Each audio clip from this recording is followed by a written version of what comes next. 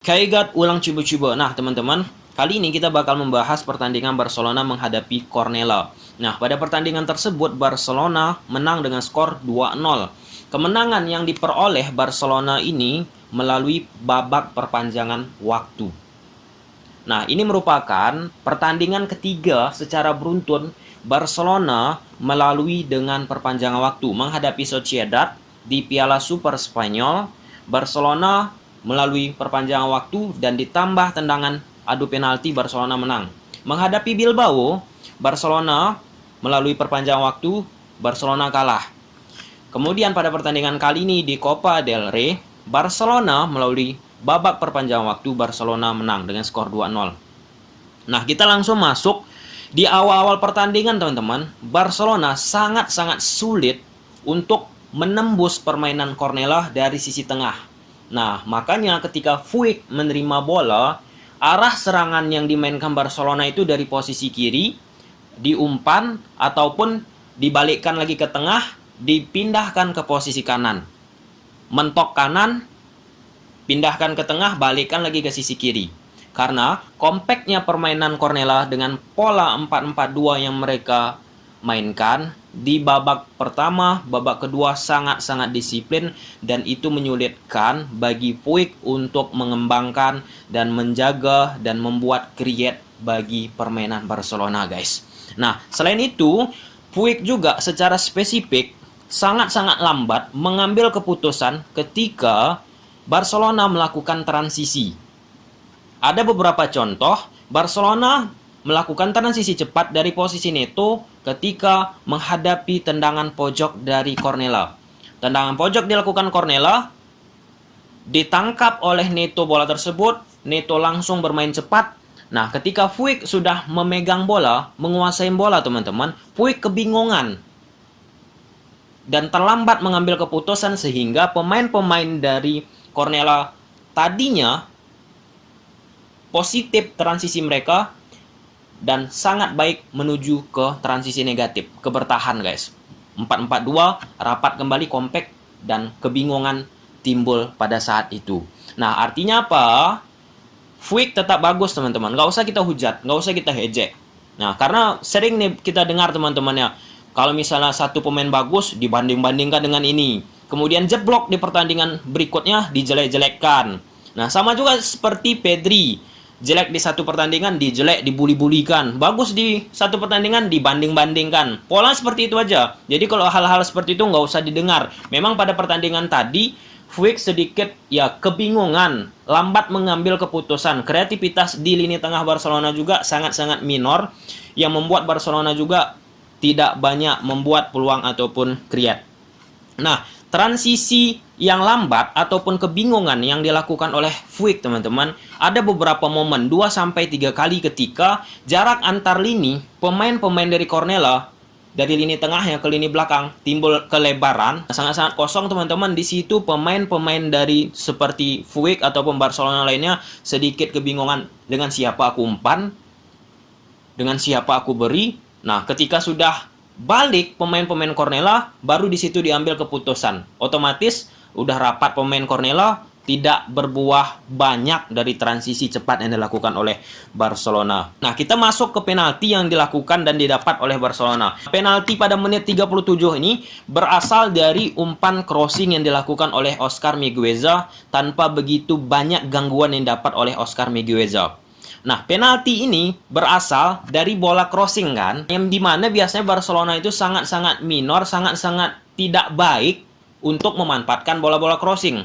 Nah, tapi Migueza melakukan hal tersebut yang tidak biasa dilakukan Barcelona, diumpanlah ke Araujo dan di situ terjadilah kontak yang dilakukan oleh pemain Cornellà ke Araujo, teman-teman, dan terjadilah gol yang akhirnya berbuah penalti bagi Barcelona.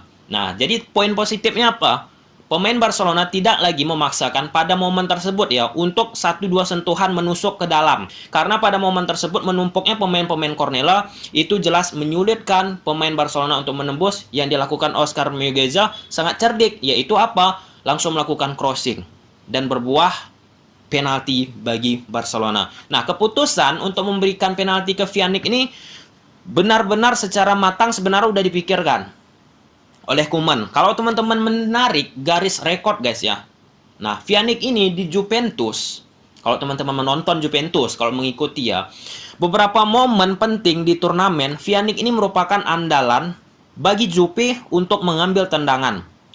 Baik itu di babak semifinal piala ataupun turnamen yang diikuti oleh Juve, Pjanic dikasih mengambil tendangan penalti, baik di beberapa momen-momen penting. Jadi nggak salah secara keputusan apa yang diambil dan dilakukan oleh Koeman. Nah, itulah ya teman-teman ya, nggak bisa kita ya salahkan juga dari satu pertandingan kali ini juga bagi Pjanic. Nah, banyak kok penalti yang dialgojokan ataupun dieksekusi oleh Pjanic gol ya, karena satu ini aja gagal, hilanglah semua kebaikan pemain tersebut. Nah, kita lanjut ke menit 43 guys, di akhir-akhir pertandingan.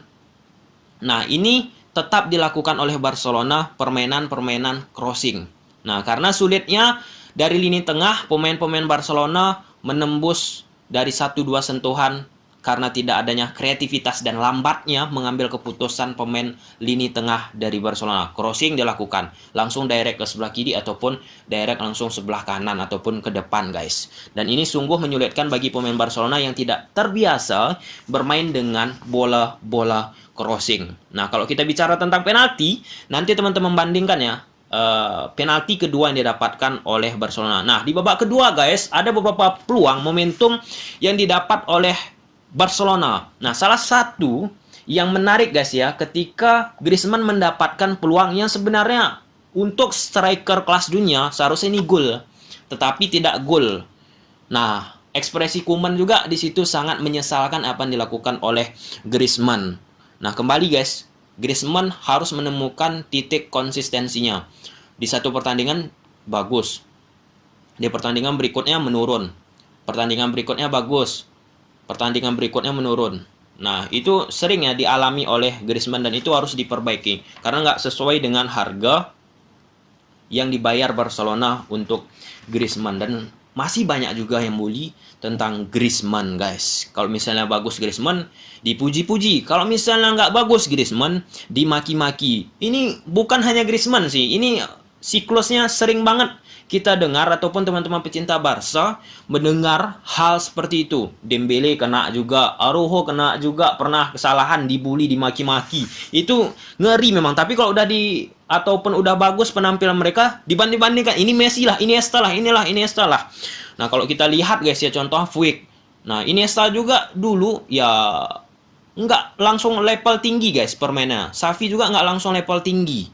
Nah, Puig juga kan masih muda, proses ya tetap disupport bukan dimaki. Sedikit pemainnya jelek dijual, dikit-dikit pemainnya jelek out. Nah, kalau melihat satu pertandingan aja melihat kualitas pemain, sungguh-sungguh minim banget ya pemikiran kita. Nah, kemudian di babak kedua Barcelona masih sulit menembus lini tengah permainan dari Cornellà. Disiplin, compact, jarak antar lini mereka jarang, out of position dari posisi mereka, dan itu menyulitkan bagi pemain ataupun skema yang dilakukan Barcelona dengan 1-2 sentuhan. Mau nggak mau, oper kiri kembali, balikkan tengah, putar kanan, kanan mentok, balikkan tengah, putar lagi kiri.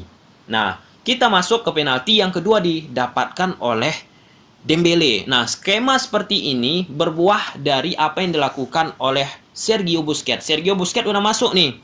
Nah, Sergio Busquets ini masuk fungsinya untuk apa? Untuk pemain-pemain Barcelona agar berani bermain melakukan serangan dari sisi tengah. Nggak hanya kiri, nggak hanya kanan. Dan itu sukses teman-teman. Nah, penalti ataupun bola yang dilakukan oleh Busquets langsung melakukan bola crossing ke kotak penalti. Sama seperti apa yang dilakukan Oscar Migueza, langsung crossing ke dalam kotak penalti. Nah, di penalti kedua ini juga Sergio Busquets langsung memberikan bola tersebut ke kotak penalti, duel Lenglet teman-teman, kemudian kontak terjadi dan berbuah penalti. Nah, poinnya kembali apa? Ada titik positif di pertandingan kali ini. Pemain Barcelona semaksimal mungkin sudah ya, walaupun belum tinggi banget level crossing-crossing Barcelona, sudah setidaknya mencoba melakukan serangan melalui bola-bola direct, crossing-crossing, duel udara. Dan itu titik poin yang harus diapresiasi. Nggak dihujat guys ya. Dan pada saat itu Busquets memberikan crossing, kemudian Lenglet beradu fisik dan berbuah gol akibat Cornella pemainnya melakukan tendangan ataupun pakai kaki guys ya. Bola yang ingin direbut sangat tinggi dan berbuah penalti. Nah, pada tendangan tersebut Dembele melakukan kelawakan kelucuan yang sangat-sangat ya. Nah, kemudian pada saat itu Dembele mengambil algojo penalti dan tidak berbuah gol. Nah, menjadi pertanyaan kembali, kenapa Dembele, Bang? Kenapa Dembele? Nah, itulah keputusan dari manajemen ataupun staf kepelatihan Barcelona. Pasti udah ditentukan siapa yang mengambil penalti, udah disetujui atau apa. Tapi tetap hargai keputusan dari pemain ataupun pelatih yang sudah memberikan instruksi kepada pemain yang mengambil penalti. Tetap support. Kalau misalnya Messi gagal penalti kan nggak diejek-ejek, tapi kalau pemain Barcelona yang lain gagal penalti diejek-ejek ya, dibully-bully guys ya. Nah, kemudian dengan masuknya Busquets ditambah Pedri, tujuan Koeman sangat jelas pada saat itu, yaitu mencepatkan sirkulasi di lini tengah Barcelona. Nah, jelas pada posisi gol pertama, peran Busquets yang membangun serangan dari kakinya, kemudian memberikan bola ke Pedri, dan Pedri memberikan umpan ke Dembele. Jelas berjalanlah skema yang diinginkan oleh Koeman untuk berani melakukan serangan dari sisi tengah.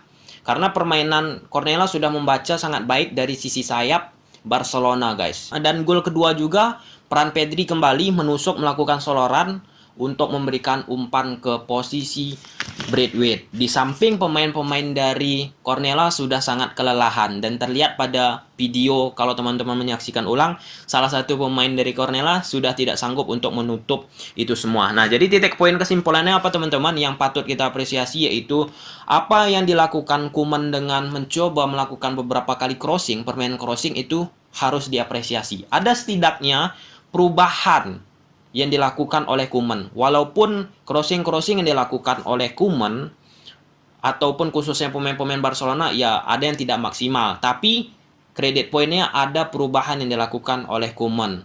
Yang biasanya pemain-pemain Barcelona sangat minim ataupun sering kalah melalui bola-bola udara, kali ini Koeman mencoba pemain-pemain Barcelona untuk lebih strong dalam memanfaatkan bola-bola duel udara teman-teman.